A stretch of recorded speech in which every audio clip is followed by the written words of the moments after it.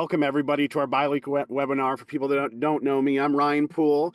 I'm a real estate agent just like you all. Been doing it for over 20 years, and I'm also the founder of RealTrade, which is an online marketplace and social media platform for real estate. And we launched about 3 years ago now. We got thousands of users working hard on getting more buyers and sellers. And I tell agents, create a profile because you get free leads off your own listings, if you can imagine that. But it's definitely my honor here to co-host this bi-weekly webinar. We want to add value agents.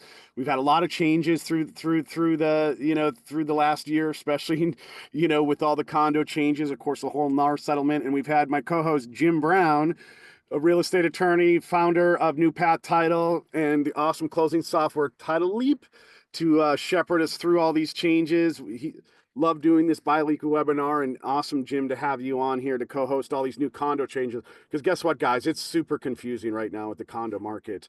There's a lot of big changes that are happening. Obviously, the prices are going down right now on condos, and I think a lot of it is because us agents and the whole public need to get educated on what's happening and present it in the proper way. So that's why we have Jim.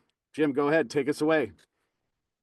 All right, you guys. So it's my pleasure to do the thing we're about to do together. It's been a long time practicing, and the most rewarding things I've been doing, it's this. We're going to talk about condos today and how to make money on condos. If you could, we have a social gathering at Sushi Joe's this Thursday night at 6 o'clock. If anybody wants to join us, we're going to meet up. First drinks on me, just hang out, no agenda, just get to know each other and talk about whatever you guys want to talk about. Like and subscribe, that helps us out tremendously. We got an updated closing cost calculator. It has all the latest and greatest features that buyers agents need to use and sellers agents need to use when pitching your listings. My goal is to tell you guys what you won't hear anyplace else. If you have any questions, please put them in the chat and Ryan will get to them as we move along. And always text me anything you guys want to talk about in the future. Turn on your camera. That helps a ton. A bunch of people have their cameras on. When I see your reactions, we can move through the material quicker. Question and answer at the end. And without further ado, Ryan, did you have anything else you want to go into? No, I just shared the links to New Path Title 2, if you can check that out, especially that closing cost calculator, and also, you're awesome, which I use all the time, title advance. So that can all be found right there too. So. All right. How to make money on condos. That's the topic today. Milestone report case study. We're going to do a deep dive on a milestone report case study. There's an agent working with me in this transaction. And this that's on the podcast today, and this milestone report deep dive that I did personally opened my eyes to an opportunity for agents to capitalize on the condo market. We're also going to talk about an open permit case study, shocking tale, true story. You can't even make this stuff up, and the value of title advance and being ahead of the ball. Text me 24/7. I'm terrible at email. I apologize ahead of time, but if you text me, I'll get you an answer on whatever it is you have quickly. Can do away with that. In paragraph 20, always write the closing agent is XXX. Even if I'm not the closing agent, if you take that 2-second step of writing the closing agent, capital C, capital A, in paragraph 20 and identify who it is, the closing agent can and is often different than the escrow agent. Take 2 seconds to write in the closing agent. I don't know why that election box isn't there. All right, today's February 25th, 2025. Condo inventory is up. Condo inventory is up. Condo sales are down, and buyers and sellers still want to do condo deals. I've got clients calling me all the time. They want to buy condos. They want to sell condos. There's a lot of confusion. A lot of agents are telling me condos are too confusing, too much work, and too much liability. I've heard all those statements from realtors lately saying we're getting out of doing condos. What does that mean for us, the educated agent? Double down on condos. Yes. Just know what we're talking about. When you know what you're talking about, and you talk to an agent and you talk to a buyer or seller, you instantly instill confidence. Today's productive condo agent knows how to read and explain a milestone inspection and budgeting reports. This is a huge opportunity for agents, but it does take some time to understand. And the best agents not only will know their Sears reports for their buildings, but they'll also know the Sears reports for the comps. We're going to show you how to, I'm going to tell you how to turn this into a marketing opportunity. I think there is an opportunity to actually lever the time you spend learning about this stuff to instill confidence in your clients, in your area, your potential clients, that you are the expert on this topic. Sears, why? Because Sears reports affect the value both up and down.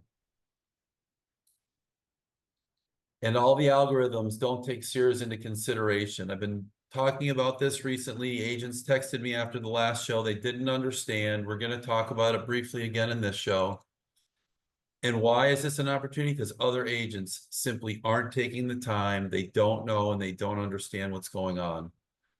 I'm in the middle of several Sears deals today. Trust me, no one gets it. When I say no one gets it, there's like this little handful of agents that understand what's going on, and those people endear themselves to their clients. That's where your value lies. Nothing's flying off the shelf today. Agents called me yesterday. I got texts from 2 agents and had phone calls with a couple of other agents. They said they've sold less this year, this quarter, than they have in the last 3 or 4 quarters. You've got the time. Invest your time wisely. Now's not the time to sit on your heels and figure out, when the next phone's going to ring, make that phone ring. Does anybody know the big difference between the new and the old condo laws? It's called the kick the can rule, and it's easy to explain. Who knows the difference between the new condo rule and the old condo rule? If you don't know that difference, that's the fundamental thing you have to learn today. The new condo rule is associations can no longer postpone funding deferred maintenance items. Best way to explain it is to just tell your buyers, under the old law, if you had a building with a 10-year roof and the roof was $1 million, the unit owners under the old law could postpone funding that $1 million roof until year 10. What does that mean? There's going to be $1 million special assessment. Under the new law, a little bit of money is set aside each year in a separate account to save up to $1 million to pay the roof in year 10. That's the only difference. That's the fundamental difference. That kick the can option on structurally and viable, not structurally viable, but the vital structural elements of the building: the roof, the electrical, the plumbing, the structure, the balconies, the railings, the parking garages. All those things can no longer be kicked down the road. Now, can they defer funding for the tiles on the pool coping? Sure. But they can't defer funding for the balconies. And we're going to do a deep dive on what that exactly looks like. So this is a case study on a building called a Consulate. Again, there's an agent on the podcast today that's working with me on the Consulate building. If anybody knows it, it's the old, one of my clients wanted to buy in the Consulate. This is a high-rise building from the 80s in an older complex called Land of the Presidents, just north of Palm Beach Lakes Boulevard. And this complex is another building called Presidential, which has a history and reputation for deferred maintenance, code compliance issues, and other financial issues. I had a listing in there last year, and it's crazy. It was I got one in there right now. I just took on the 16th floor. Yeah, well, I So, didn't sell mine here's in what, there. here's what Mine's keeps an this estate sale. podcast, here's what keeps this podcast real, right? You can go to a bunch of different podcasts and hear pontificators talk about pie in the sky issues. On this podcast, we're going to break it down and we're going to talk about buildings we're dealing in and the issues we face in Palm Beach County. Yeah. So lumping my and apparently your negative history all together, my knee-jerk reaction was not good decision for my client to buy in the Consulate. That's where I made my biggest mistake. That was my fundamental flaw. Why? I went on not fact. I went on what I thought was the history of the way this particular building was. I took a little reading, it took a little reading, but I found it, and my educated answer was very different from my knee-jerk response. I can only imagine this scenario is playing out time and time again in Palm Beach County or throughout the state of Florida. You Whole see state. I mean, in Broward, Dade County too. I mean, it's the same thing. North Florida, we just got a buyer's representation agreement for a condo purchase in Orlando. We're going to do the same analysis in Orlando. Now it's a little farther from the beach, but that just means that the reporting timeline is pushed out a little bit, but you still do the same analysis and you still have the same conversations with your client. What changed my mind? Simply reading the Sears report. These reports take time to understand, explain to your clients, but this is where the magic happens. This is where you set yourself apart from the other agents who just don't know. Milestone inspections are just that, physical inspections of the property. These are important reports, but only to engineers, regulators, budgeters, and people that are going to be looking at the reports for doing what? They're going to be doing the Structural Integrity Reserve Study Report, aka SIRS. So just so they do the milestone inspection report first, and then the SIRS study, the reserve study after. Yep. And when I was initially, I don't mind revealing my shortcomings. When I was initially getting into this whole new mindset, I was hyper focused on the inspection reports. But that's flawed analysis on my part, because what really matters, it's the budgeting, right? And I'll show you in a little bit how you're going to shortcut the inspection stuff through the budgeting analysis.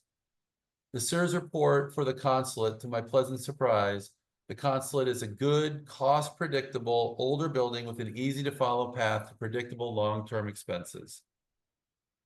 So now you've taken this older building out of the world of, oh my God, what's coming down the pike? How do I explain this to my clients? To here it is, walk them through the garden. It's lush, it's beautiful, and there are no thorns. The 30-year Sears report is just a roadmap to what they can expect to pay in the building. So here's the Sears report for that building. I gave you guys a link. And this is obviously not your building, but this is how all of the Sears reports, I've got a couple of buildings downtown, a couple of units downtown, and I've seen a couple of these for clients, and this is how they're all laid out. Here's the person who did the report. Here's the company that did the report. They make themselves available. Anybody can call them. This is a pretty big one. They work Well, I want all to let everybody too on the call know too. Listen, this outline with these links is going to be emailed to everybody too, so we can take some time and review these reports too, just to become familiar with them, along with the recording. Yep. Thanks, Ryan. Yeah. Is this better if I put it this way? No, it's probably, I just want to be able to look at my notes. Is it legible like that, or is Yeah, it I can see it. small? Yeah, that's good, Jim. All right.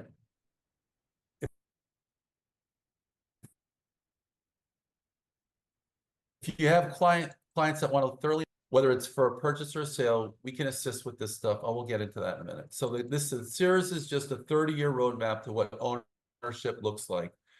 The big, my wife says to me all the time, I'd never own a condo. I don't know what the costs are going to be.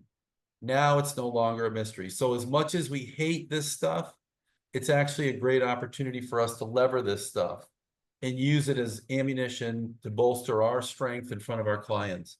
Welcome to your reserve study invitation, or a little explanation. There's a table of contents. And just to let everybody know, every condo, come January 1st, 2025, this was supposed to be mandated that they were supposed to have this done, right? They were supposed to have the reserve study done by that date. And there's about 25% of Florida condos that don't have this done. Some estimates are even higher than that. So what do you do if it's not done? You go to your condo writer and you check the decision off that it's not done. And now you've done your job. And so it just starts the conversation, but you've done your job from a liability perspective. And then you can get some information on when it's coming, or you can move on to another building because your buyer is not secure. You can also have the conversation with your seller. This is going to be a problem. Yep. This is going to be a problem. So here's the first place you would fast forward to. This is the reserve study executive summary. At first glance, this executive summary is a little bit shocking. Why? Because it says reserve risk of special assessments, high, right? So you go, oh my God, this is terrible. You have to read further. There's a couple of assumptions, and one is inflation, and one is the after-tax effect of the earnings you're going to make. Assumptions in there that everybody can say, you know, prices are going up. That's all considered because this is a 30-year study. They talk about how the funds are going to be set aside, and there's two pools of funds. There's things they elect to do, and then there's mandatory funds that they have to set aside under the new law. They talk about an So, hey, I got a quick question, Jim. You know, these SIR studies, are these explained. putting anywhere publicly, that like a database that agents could search out if they're looking for a condo for their client, for a buyer, where they can review these? Is there any kind of public place to where they could find these? So Or is it just, yeah, it's on a unit by unit basis, so building by building basis? So the building, if they have building a by website, building basis. so if the building has a website, they might or might not share it, but it isn't mandated that they have to share it. They have to share it. It has to be made available to the Yeah. unit owners. And Yeah, it has to be for the unit, if you ask, if you request it, but I'm just saying they don't have to put it on their website for everybody to well, see. there's a law that says they have to put it on their website, and the threshold for the size of the unit where it has to be published is getting smaller. As we speak, they're low. So units of 100, buildings of 100 or more units have to have them published. I think the new law is buildings of 25 units or more have to now have them published. So it's going to become the gold standard for evaluating buildings, right? Okay. Your inspection report is important. The faucets don't leak. The dishwasher has a couple of years of life left in it, but the budgeting summary, the SEERS, is the thing that's going to be the gold standard for looking at your building. Go ahead, Gia. So I understand that the Sears is required for them to disclose it, but does it also mean that they will now be required to disclose the budget to the agents that ask? Because one of the challenges we've had in the past is the associations would say, sorry, we're not allowed to give that to you. You're not allowed to get it to your buyer. You have to go through your seller. And if we find out that your seller's giving it to you, I've had them tell me these crazy things. Is there anything that's going to say that everything must be disclosed by the Yeah, association? so in the governance form that is in another, that we're going to get to in a minute in the checklist, in the governance form, which is available online, there's a requirement that the association has to make available to sellers who make requests of certain documents within certain time periods of time. I think it's 10 days. So that's our tool, is the governance form, and associations that say we don't have to do this, they're just not right. Now, do they have to send a SEERS report to every agent that calls the building? No. So how do you make that happen? You say that this is, you craft an email from the seller to the association that says, we want this, and you're CC'd on the email, and by virtue of their response, you're going to get a copy of the SEERS report if it's not already on their website. Now, I've talked to agents, I've talked to association managements myself that don't know what's on the SEERS report. And I've had to try to have intelligent conversations with association management that you would think would be well-versed in the SEERS reports that aren't. So it's a matter of you getting your hands on the report and you digging into it and you doing the hard work. But they can't deny the report to a seller who asks. So here's the world of things that are going to have to be worked on and budgeted for over the next few years. And so there's balcony railings, and there's windows and exterior. We're going from the top. We should start at the top. There's the roof, and we're going to get into, and well, actually, here's a little summary right here: 12 years of useful life. And it's got a 30-year useful life, and so they want you to budget $676,000. And so every one of these little items has a useful life, which is it's expected to last at the time of installation. And then it has the remaining years. And so you get to something like the fire sprinklers, it has a 40-year life. And there's 2 more years of use. So you know that's going to have to be more heavily budgeted for. And this whole matrix is how they construct that summary, the executive summary of where they think the special assessments are going to come from. But I'm going to show you in a minute why this shouldn't be so shocking. So you come down here and you see all the different components, the waterproofing, the electrical system, the windows and doors, and the other components.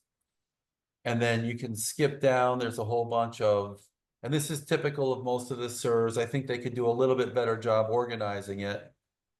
They make some inspection notes, but you come down and you look to the table that says the total funding value. So here's the list of items, and here's the funding balance, and here's the total balance for all the funding items over the next 30 years. That value is the same exact value. Sorry, you guys. As this value in the executive summary. Can everybody see that? Yep. Now, if you take that value in the executive summary and you divide by 30, you're going to see there's going to be about over the next 30 years or until 2039, sorry, until 2039, that's the budget they need to keep the property in good repair. It's about $2,500 a year. Boom. Is that palatable to your client? I would think so. The consulate sells for pretty much $500,000 and up. The fees right now, the standard assessments are relatively reasonable.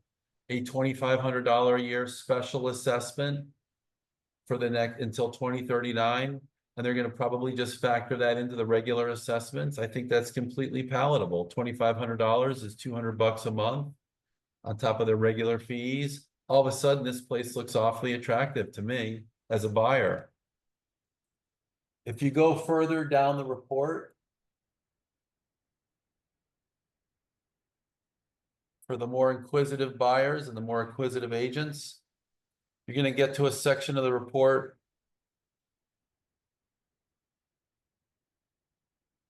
that breaks down the individual elements of the property. So here's the roof. Not everybody cares about the roof, but as the seasoned agent, you're going to take a look at this thing. You're going to see that it has a 30-year life. They're a little bit more than halfway through it. And the range of roof repairs, best case is 608, worst case is 743. That's what they estimate. When the roof needs repair, that's what it's going to cost. And then let me ask you, is that factoring in that 3% inflation? Yeah. Okay.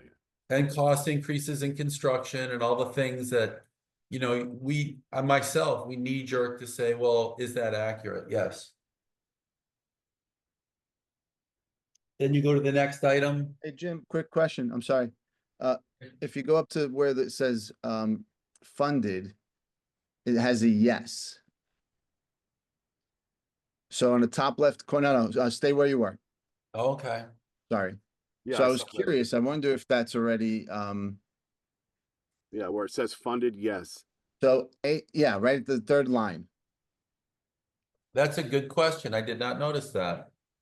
These things are a world of knowledge. So Or mystery. of information or mystery. So if you look at the summary, they have a reserve starting balance of $500,000. That's not $500,000 in the general budget. That's $500,000. There's a general budget, and then there's the structural integrity reserve study budget. That's $500,000 in the general budget. I mean, in the SIRS budget. So in my mind, that doesn't equal that number. So I don't know why that would say it's funded, but maybe it's through the regular occurring assessments. It's already planning on being funded. I think it's because of the projected fully funded reserve balance. It would be funded in that balance. By the time it's necessary for replacement, all the money will be available, even though it's not fully funded today. I would agree that I would read it the same way as what Ryan just said, Mhm. that the proper plans are in place. And we'll go through another section of the report where that highlights that a little bit better. So that's an important point. They want to know how much money is in the structural integrity reserves budget. There's 500 grand today in that budget. Everybody can see that first top line number, projected starting reserve balance. So the next thing on the list after you talk about the roof, there's the alarm system, funded, yes. Worst case 150, best case 150, worst case 196. There's 8 years of life remaining in a 20-year system. Next thing is the fire sprinkler system, aka the riser. So this is the central location where all the sprinklers are fanned out, branched out to all the individual units. Looks like it had a 40-year life. There's 2 years left. It's going to be $36,000 to $48,500. Not the end of the world. Earlier in the report, at the very top, it says there's 126 units. You can do the math and figure out which each unit's portion of that dollar value is. 2 years from now, they're going to have to replace it. There's the plumbing, 10 years useful life, 5 years remaining. I don't know where they got 10 years of useful life for the whole plumbing, but plumbing inspection repair throughout the building. Interesting. So it's between $50,000 and $76,000. I'd have to do a deeper dive on the actual plumbing element. That sounds awfully low for building plumbing, but electrical system, this is the and that's plumbing not germane to a unit. That's plumbing for the whole building. That's not no unit, no interior plumbing. So here's the generator replace. Funded, yes, 30 years of life, 25 years remain, and they expect in 25 years it's going to cost between 100 and 140 grand to repair or replace. Same thing with the electrical system throughout the building. Funding, no. 2 intermediate for reserve designation. 2 intermediate.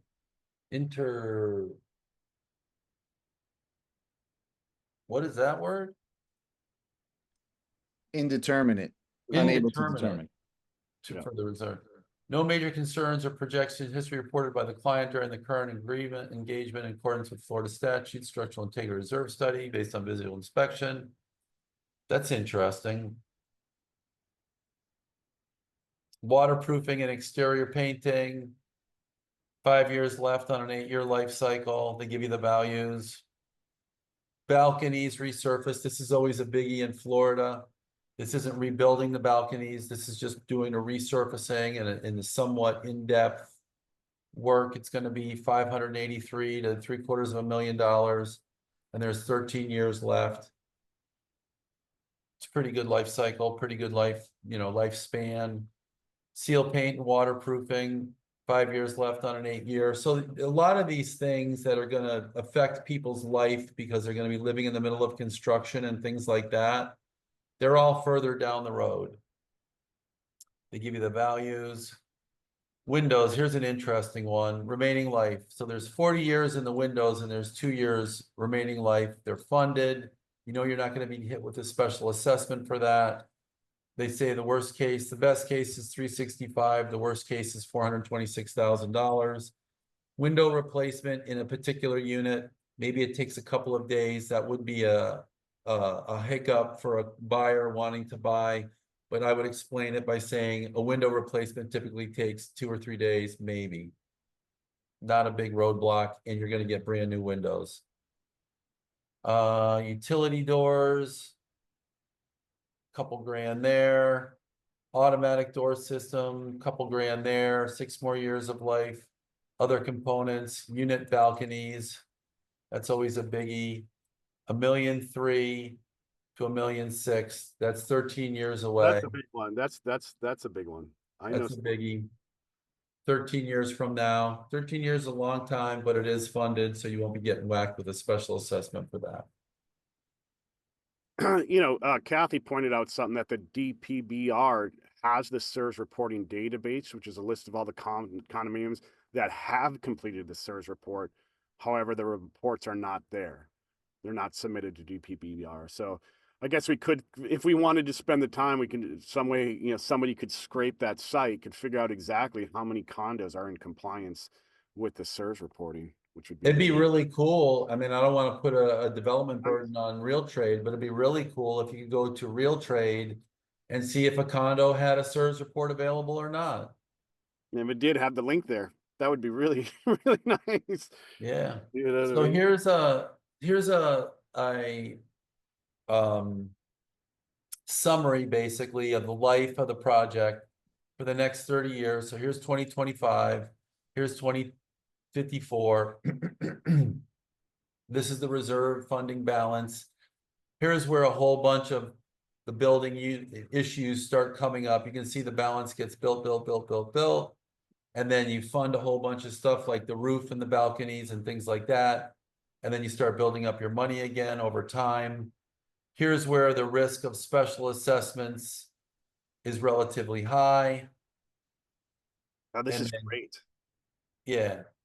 And really, when we I mean, do, as an agent, if you can go over this with your buyers or your sellers, and I mean, how much more educated you are, it's incredible.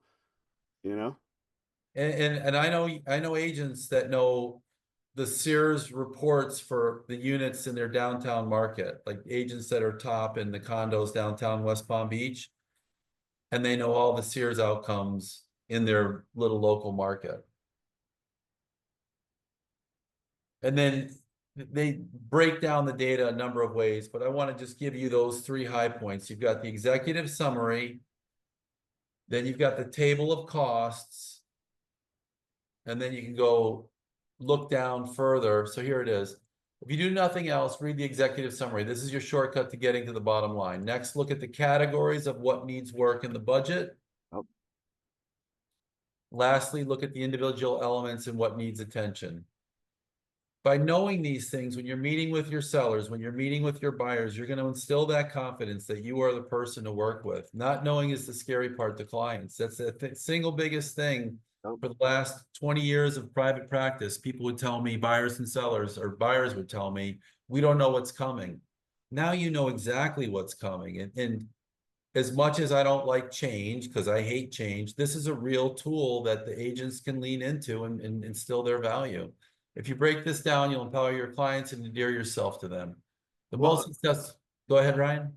I was going to say, I work with a lot of investors that have bought a lot of real estate over the last 20 years. There could be a massive opportunity here to invest in condos, especially if you know how to read these reports and you can get some really good deals where maybe some sellers are panicking, which, obviously the prices are going down. And if you can read these reports and feel confident with these investors, there can definitely be some deals to be had. As we're talking more and more, again, I don't want to put a development burden on Realtrade, but that would be a real somehow getting that data in one centralized location, those Sears reports. I think the most successful agents in the condo world will know their Sears reports for their building and the local buildings. This will be as key as knowing the good schools, restaurants, and entertainment. Yep. People still want to live in condos. I see an engaging true value proposition, a media campaign around this topic.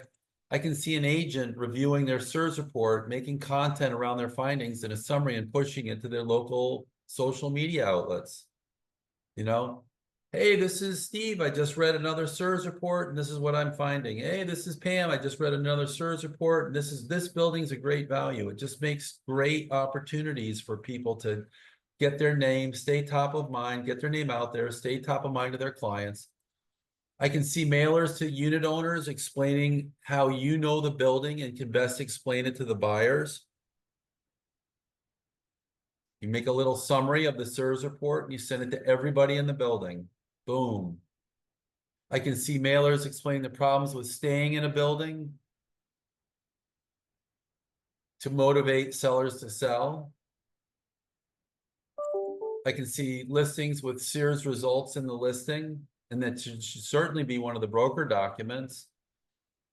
And I can see Zillow and Realtor.com listing copy explaining this to the buyers. So you've got not sophisticated buyers in New York considering moving to Florida. They get, you know, bad news travels fast, and there's way more negative content on the web right now regarding condos in Florida than there is optimism.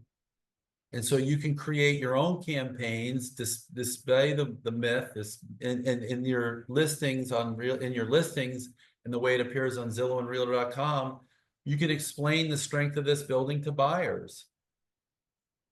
Series can be used to set expectations on the sell and buy sides. Yep. I'm not going to name any names, but I'm dealing with agents in buildings right now who have no clue what they're selling, good or bad. It's just an opportunity. We talked about it last week, the algorithm dilemma, I'm calling it the condo algorithm dilemma. There's two types of condos. I'm calling them impacted and not impacted. Impacted are the buildings that have heavy duty SEERS financial obligations. Not impacted are the buildings that aren't affected by SERS financial impacts. I would tell you the Consulate is a not impacted building. And I break down a couple of examples here. We went over this in depth already. Here's the dilemma. The problem is Zillow. Wow, there's a There you go, Jim. Zillow and Realtor.com do not make any differentiations for condos that are impacted or not impacted. So you have to get ahead of the ball. You have to be educating your clients. The buyers aren't going to know what they're offering on if they're offering on a building that's heavily impacted right next to a building that's not impacted. Well, the algorithm from the heavily impacted building in the sales is dragging down the per foot values. And the value of the not impacted values are being drugged down by the impacted values. Does that make sense? It's all the same algorithms. And now you've got to deal with unpacking the bag for your client by saying, listen, we don't have impacts in our building, but this is the uphill challenge we have when you're explaining to your sellers to sell our property. We're now having to deal with the algorithm setting expectations in our buyers, thinking the values are lower than what we should be being, taxed at, for lack of a better word. These heavily impacted buildings are dragging down values for not impacted buildings.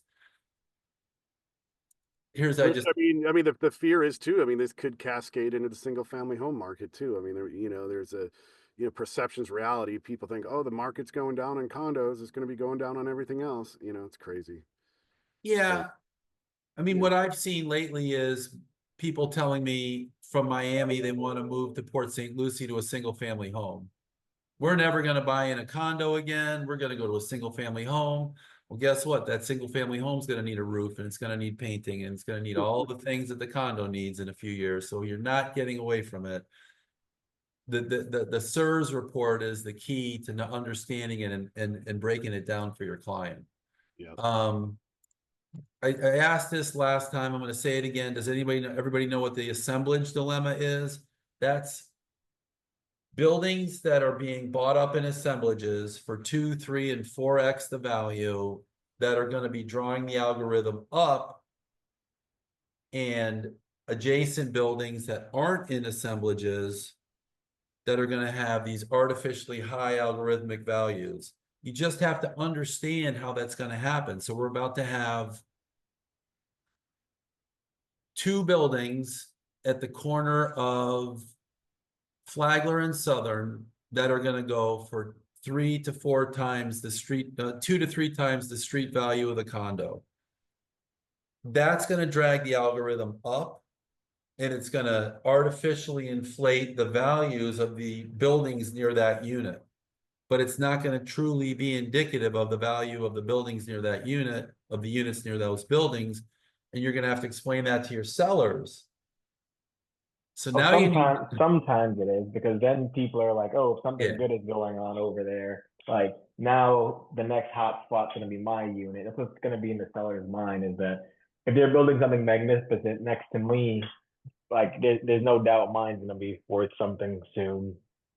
And that's another way to explain it, right? You're gonna have this built, so the algorithms jump up for those assemblage values.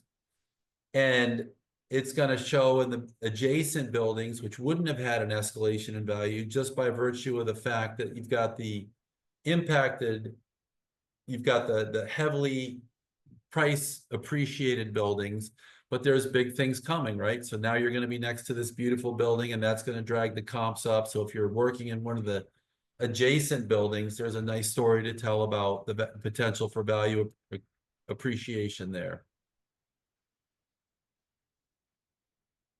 All right, so we went over this last time. This is the pre-listing offer condo checklist.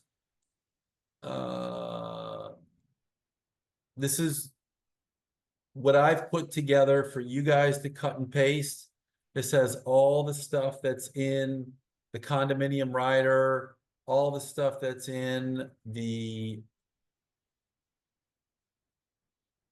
There it is, asking for the SIRS and inspection report, you know? And what we've been doing is Alini and I are working on buyer's reps. We cut and paste it and send it right over to the other agents for them to get this stuff together. And there's a few goodies in here that you won't find anyplace else. Are there rental restrictions? Has the association ever voted to forego retrofitting its fire sprinkler system, handrails, or guardrails? It's in the condominium rider. I was slapped in the face with that one the other day. The litigation question is in here. So there's 22 things. This list was only about 13 statements long a couple years ago. And then here's the governance form that Gia was asking about. In the governance form, there's the rights and duties of the association and the owners, and unit owners have the right to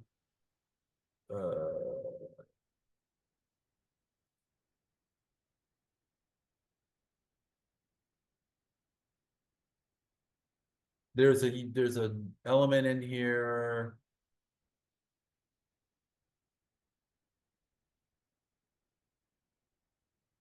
Yeah, that they have the right to the reports and the financials. Yeah, Yeah. it's in here somewhere. I forget exactly where, but here it is. Provide a substantive written response to any inquiry submitted to the board by certified mail. Responses being sent by 30 days, 60 days. Let's see, the association. Here it is. The association must make its records available for unit owners' inspection within 10 working days after receiving a written request. Send them that if their condo's being difficult, you know. And if you want to text me and talk about what to do next, text me and we'll talk about what to do next. That's what I'm here for. Case study. Okay, so does anybody have any questions on, we're at 10:45. Does anybody have any questions on milestone inspections and how to use these to make money? Nope. I mean, amazing, Jim. Either everybody's glazed over. I did an awesome job explaining. No, All you right. did. I want to spend some time reading this report. Obviously, get familiar with it. I think this is a heck of a marketing opportunity now as an agent to go out to these, especially to these condos, these older condos, to do mailers, to do things. Hey, I wish I followed my own advice a year I know. ago. Well, we talked about this over a year ago. I wish I Probably. followed my own advice a year ago and sold the few condos that I had. We did.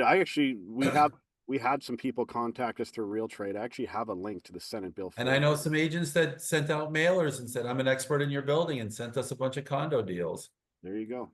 All right, so here's my case study on open permit nightmare, and it was mine. This is a true story about a lawyer with a condo, and when I show you what happened, it's going to blow your mind. And this stuff happens every day, and bad title agents that don't know what to do stumble over this stuff and becomes just a snowball that's just too big to manage, and then you get little old people in buildings that are getting taken advantage of. 10 years ago, an agent brought me a good condo deal. I bought it, remodeled it, and rented it out. Everything was good until it wasn't. The other day, we pulled the title report and found it had a $100 a day open permit lien from 2016. It was now over $300,000. And here's a link to the lien notice. So this was in the public record. I had no idea it existed.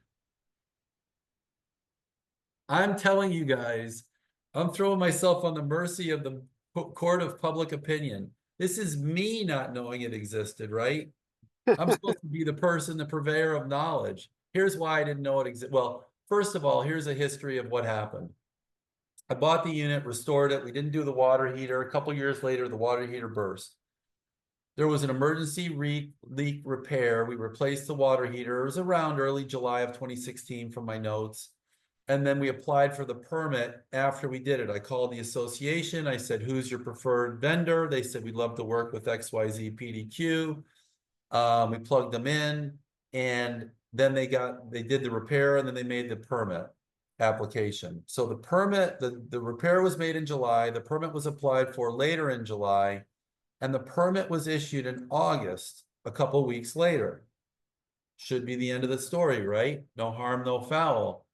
Well, the final inspection, the permit, I'm sure I paid the contractor and didn't ask for the closeout, but the final inspection didn't occur until November, several months later. So what was happening? In the process, the city somehow got word that there was a water heater replacement and they didn't find a permit. So they sent out their notices in what appears to be an extremely expedited manner. And there was a special magistrate hearing called in October. Well, the special magistrate hearing was after the final closeout. And so what did the special, which should never have happened, right? The final closeout should have terminated everything. And so what happened at the hearing, a bunch of city staff showed up that didn't explain the situation properly, and they imposed a fine of $100 a day. Oh my God. Fast forward, I pledged the property in an equity line, and they did a title report for the equity line. And when we called the city, when we did the equity line, we got a title commitment. And then we called the city and they said, yeah, we saw this order imposing lien. And they said there was a $300,000 lien on the property, over 300 grand, for all those years of $100 a day that there was an unpermitted improvement. Now, I don't know about you guys, but I've been doing this for 20 years solo, 40 years in the business. I've only a couple of times seen a violation for an unpermitted improvement. Maybe because this was a water heater in a building and they thought it was a huge threat to everybody else in the building. I don't know, but I just don't regularly see permit violations turn into liens. They're usually just open permits and they die on the vine or whatever. Anyways, our guy Christian, I don't see him, there he is. Our guy Christian, thoroughly versed in these things, called the city. The city said, oh, this is this is not right. Christian was able to convince them as to why it wasn't right. And they said, you should only be paying a fine for the period of time between the open permit and the reinspection, which would have been 30 days or so, and it should only be $3,000. Well, that's not even acceptable to me, because this permit, this violation is so defective for so many reasons. And one of them is, I don't even see where they said what I'm being violated for. Where's it just says order imposing fine or lien. And when Christian called them up, they were like, well, it sounds like it's an open permit or something. You have to be on notice of what the problem is by law. So long story short, we got it wiped out to zero. And the biggest problem I had was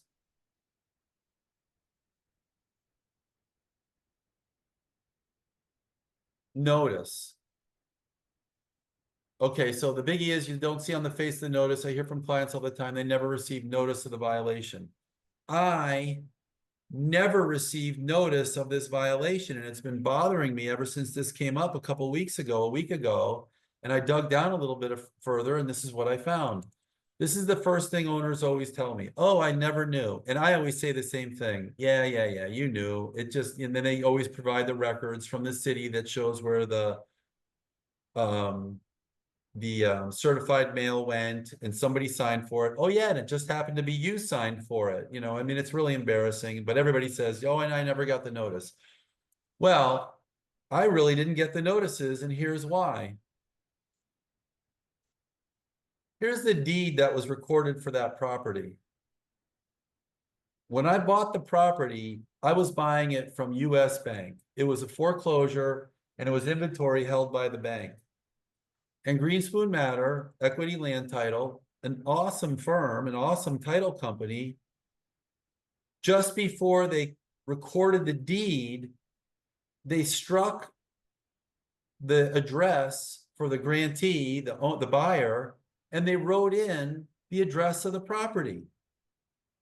Not only did they write in the address of the property, they didn't even put a unit number on the address. So now you're the public staff person and you see the violation and you grab the deed and here's going to be your notice address. It looks like 6305 South or 6305 Sappadilla.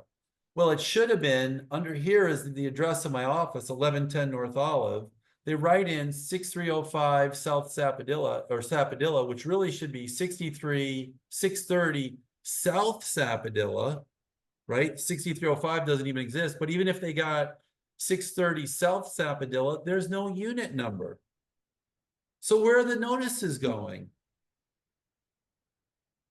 I mean, to the HOA. I mean, to the, I would, not even the HOA that was going to, I guarantee you, if you pulled the certified mail, it'd say 6305 Sappadilla. So I truly never got the notice. The staff was working in an expedited manner. They called this hearing very, very quickly. And I'm being fined $100 a day. Okay, why isn't the city giving me a reoccurring notice like every quarter or every year or every something via email? Hey, by the way, you're being fined. The system, you know, is broken and these things happen. And had this been, the title agent must have changed the address just before they recorded it. If I had changed the address or I had had knowledge of the change, it would have had my initials on the deed. I'm the grantee. I'm the only one affected. I should have been noticed of that change. I wasn't. Imagine if it was an older person and an investor showed up, knocked on the door and said, hey, did you know you have a $300,000 lien? I'll give you $100,000 for this $400,000 property. How attractive would that look? Or imagine if it was a title agent that didn't know enough to dig down and get to the answer and figure out what the problem was and get this thing reduced at an administrative level. That client would have to be going to get a lien mitigation from a lawyer 180 days and $3,000 later, just for the lawyer's time. Here's where the great agent comes in. They know these things, or if they don't know these things, they can call a title agent who knows these things. I got a call yesterday from a seller who's dying on the vine, a seller who's now dying on the vine with a 3-year-old open permit for a sign. They went to an attorney. The attorney didn't get the thing closed out. It's a relatively easy permit to close out. And then you file a lien mitigation for the $100 a day fine for the $300,000 fine. Now, in his situation, it wasn't an administrative blunder that led to the fine. It was a lawyer he hired who wasn't moving the ball. And he's a doctor. He's busy. He forgot all about it. And then he goes to sell the property. And sure enough, he's got a fine for several $100,000 on the property. We're going to get that case today. And then we got another one from another client who had a closing at a large national underwriter, and they had an issue with a trust, and our underwriter will close it, and it'll close relatively quickly. Tajay, when is Lot's file going to close? Closed yesterday, actually. Closed yesterday. We got the file. We closed it in what, 7 or 8 days? A week? Yeah. And that sat at the other title company for several weeks. The team you surround yourself with can make a huge break, can make or break your agent. The team you surround yourself can make or break your agent. The resources you tap into can save you time and commissions. Had I used Title Advance, I would have known about my $300,000 lien. I'm just, you know, how can I expect everybody else to have this kind of knowledge when I don't even do it myself? But the tools are there. I really never suspected there was a $300,000 violation on my property. I wasn't selling, I wasn't doing anything. We were doing a refinance and it came up in that process. Who knows the difference between a lien and a code violation? I'm going to let you guys go. We're at 10:56, but before we leave, who knows the difference between a lien and a code violation? The municipal and public records. What goes into a code violation? It's what happens when there's a code violation? Somebody posts a notice on the property and sends a notice to the owner that there's a code violation. Let's just say the typical one is debris at the street. There's a big pile of debris. They put an orange tag on the pile of debris. They post a notice on the door of the home. If you have a tenant, you're never going to get it because tenants never tell you what's going on. Don't take it personally. That's just what happens.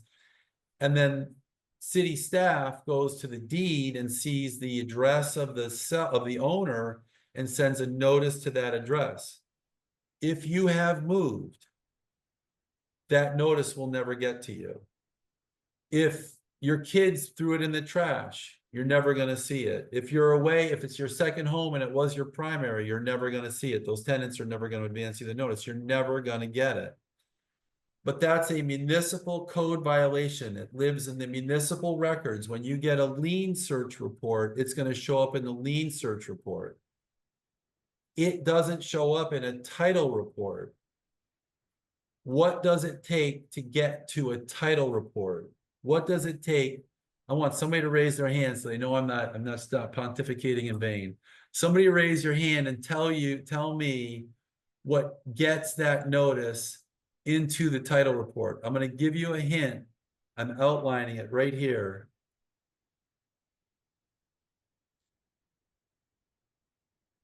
When there is a hearing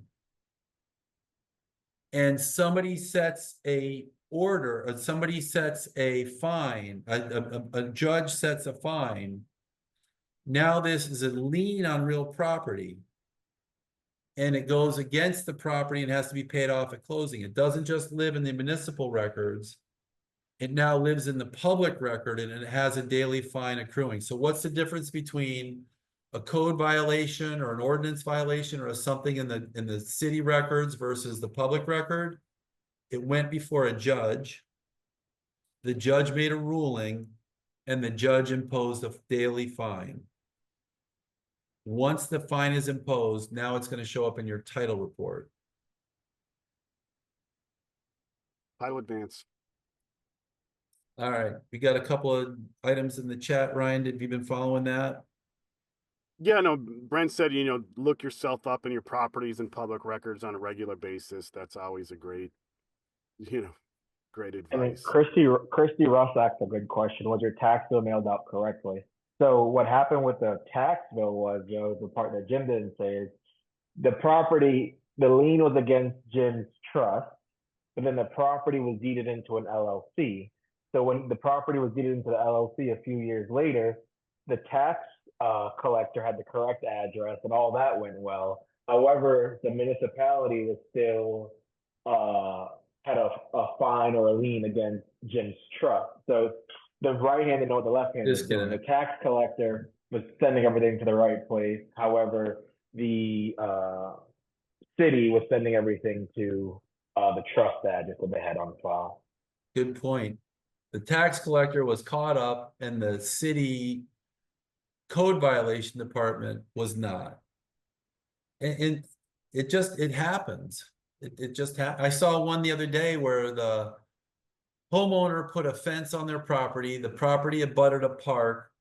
The violation for the fence, they were there for many, many years, was $600,000+. Now we got that mitigated down. It took us 4 or 5 months and a hearing, and Ava was successful in actually avoiding the hearing and getting it negotiated down outside of court, but it killed the sale and it took several months. And it still cost them $5,000 or $6,000. I think it was $6,000, but it was a $660-something-thousand lien. So don't assume that the modern agent that's prepared doesn't assume anything. You get your title advance. You have those painful equity conversations with your client if the title advance reveals two mortgages or one mortgage, and you see there's two on the title advance. You know, you're just ahead of the curve. You're ahead of the title agent. You're ahead of the curve, whether we're closing or somebody else. I'll let people know too. Listen, you can go to New Path Title and order your title advance there. You can also order it on RealTrade, actually under your dashboard as well. Title advance has a profile there too. You know, keep it simple, but guys, do it on every single deal, whether it's your buyer or your seller. It's an amazing resource. And if you're skeptical, the easiest thing to do, which I think a lot of times when we work with investors and they're buying things out of foreclosures, if you're skeptical of a file, order a commitment up front so that if you do get a buyer, you're not holding up the sale. You order your commitment up front on our website. And then when you do find that buyer, we make sure everything's cleared up and you're ready to go once the contract is present. And we're going to refund you the cost of the commitment at the closing. So if your client won't pay and you want to pay because you want to get that commitment, you can go to here, you can order title products. You click on order title commitment. It takes 1 to 3 days. They're $175. You fill out a few pieces of information, and then we're going to refund you. If the seller won't pay up front, we'll refund you that commitment fee at the closing. Just ask for it, and we're happy to give it back. Alex, what's up? I work with a lot of wholesalers and flippers, and I was wondering how this can really be beneficial to them. So the title advance, we're going into overtime right now, and if anybody logs off, I'm not offended. The title advance is not great for flippers to make decisions on, but it does get you in the ballpark of what's going on. Okay. When you order a title commitment from Order Title Products, you're going to get the exact roadmap that the title agent uses to close your file. Okay. So that you can lean into. That's very beneficial. That's the real deal. The title advance is a guy that we have that's seasoned in underwriting in North Florida, and you submit a request on titleadvance.io or from this website here. You fill out a few pieces of information, primarily the address, and that's about it, and who you are and why you want it. And we're going to get you a title advance. Okay. All right. I'll mention it to them. Thank you. Yeah, you're welcome. And then when you order a title commitment, there's a section in, things you'd like us to know about the order. Here you might write, this is an order I'm placing, or this is my client's placing this, I'm an investor. Or blah, blah, someone in the family died, you don't know if it needs probate, all those things. So when you have those type of files, rather than waiting until you have a contract, you are ahead of the ball and you let us know, we let the underwriter know, and then there's no surprises once you finally have a buyer. And the thing that Tajay just said about probate, that's gold. Because underwriters don't know Uncle Bob died. Yeah. But if you, in your order, you say Uncle Bob died and my guy wants to buy or my woman wants to buy this property, they're an investor, then we're going to prepare what would otherwise be a clean commitment with a requirement for a probate action because there's no probate action appearing in the public record. And now you know you're going to be delayed 6 to 9 months. Got it. Okay. Fantastic. Right. Thank you. Anything you can tell us about the property leapfrogs us to the goal that much quicker. And if we send you a clean commitment and in fact the seller is deceased, now you're going to tell your investor, oh, we can close tomorrow with no hiccups, when in fact there is going to be a little delay in getting the property. Yeah.